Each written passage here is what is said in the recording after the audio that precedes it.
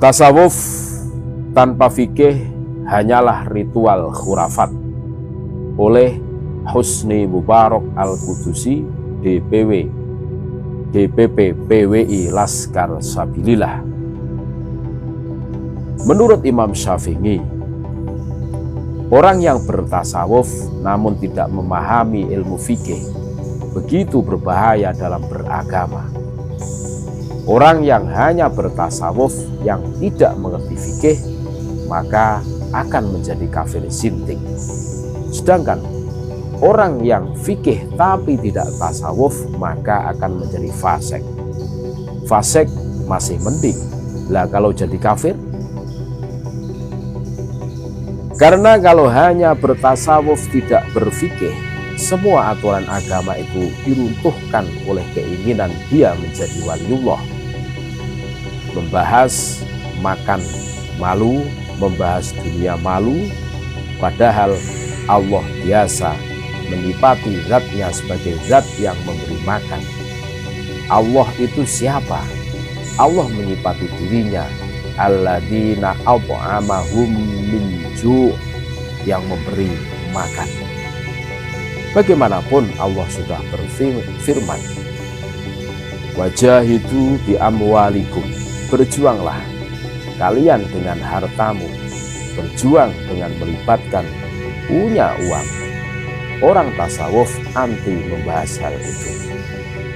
Lantas manakah ilmu yang lebih utama antara ilmu tasawuf dan ilmu fikih?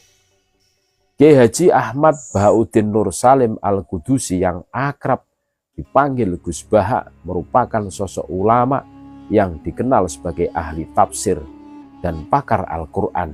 Dalam kajiannya pernah menceritakan mengenai pengalamannya dididik oleh gurunya.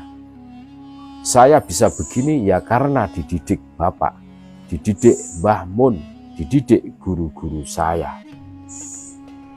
Kalau kata Bapak begini, Kiai fikih itu banyak bicara. Orang Abangan tidak pernah sholat, setelah ditobatkan oleh Kiai mau sholat. Sholat pertama langsung tidak disahkan, alasannya tidak tumakninah. Padahal tidak merasakan betapa susahnya mengajak sholat kaum Abangan. Dia tinggal berkata tidak sah. Hati kok kerasnya begitu, cerita ayahnya pada beliau. Beliau melanjutkan, lah iya, dalam hal seperti ini nurani kita berontak. Kembali beliau melanjutkan perkataan ayahnya, masa kaum Abangan tidak pernah sholat, begitu sholat pertama langsung divonis tidak sah. Apa susahnya diam saja, tak banyak bicara. Tapi jika sholatnya selalu kamu sahkan berarti kamu kiai goblok. Orang sholatnya tidak benar kok kamu biarkan terus-menerus. Bukan sholatnya orang tersebut itu sah atau tidak. Sholat itu perbuatan bagus kok kamu permasalahkan. Zaman Nabi Muhammad SAW hidup itu istilahnya bukan tidak sah, tapi sholatnya diperbaiki. Sholatnya diperbaiki, tapi kamu jangan bilang tidak sah. Orang tidak sholat puluhan tahun, begitu sholat pertama kali, kenangannya kamu vonis tidak sah. Beliau menerangkan, kamu tidak boleh jadi orang sufi saja atau orang fikih saja. Jika menjadi orang fikih saja hatimu keras. Seperti tadi, ada orang baru taubat mau sholat langsung divonis tidak sah. Lah iya, ada orang mau sujud, simpuh, bersujud kepada Tuhan, kok divonis tidak sah. Lah itu kalau dibalik bahasanya menjadi sujud kepada Tuhan itu tidak sah. Mana ada bersimpuh ke Tuhan tidak sah, jelasnya. Kemudian Gus Baha memperingatkan, jangan cuma jadi orang fikih saja atau sufi saja. Sekali jadi orang alim ya harus double, ya fakih ya sufi. Seperti kalian ini sudah betul bukan fakih dan bukan sufi.